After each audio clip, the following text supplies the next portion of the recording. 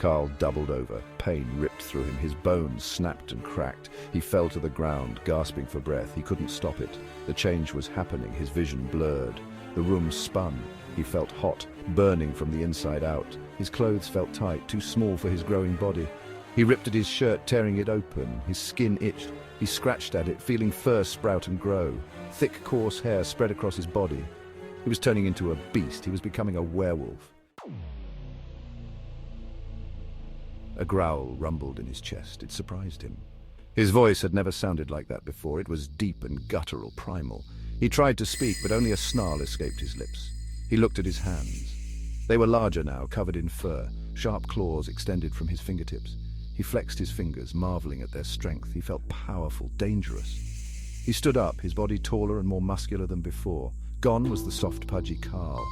In his place stood a creature of raw power and animalistic grace. He was no longer the fat kid. He was a werewolf. His spine lengthened. He felt a sharp pain shoot through his tailbone as a thick tail erupted. It thrashed behind him, knocking over furniture. His ears elongated, becoming pointed and furry. He could hear everything now, even the faintest whisper. His face stretched, his nose pushing out into a snout. Sharp fangs sprouted from his gums. His eyes, once brown and gentle, now glowed with a menacing yellow light. He looked in the mirror, barely recognizing the monster staring back. But the most embarrassing transformation was happening below the waist. His pants ripped apart as his rear end expanded. He was growing a large, bushy werewolf butt. The shame of it all nearly overwhelmed him. Section 4. Who is Max? A name popped into his head. Max. Why was he thinking about the name Max? He shook his head, trying to clear the confusion. He didn't know anyone named Max, did he? He felt like there were two minds battling for control of his body.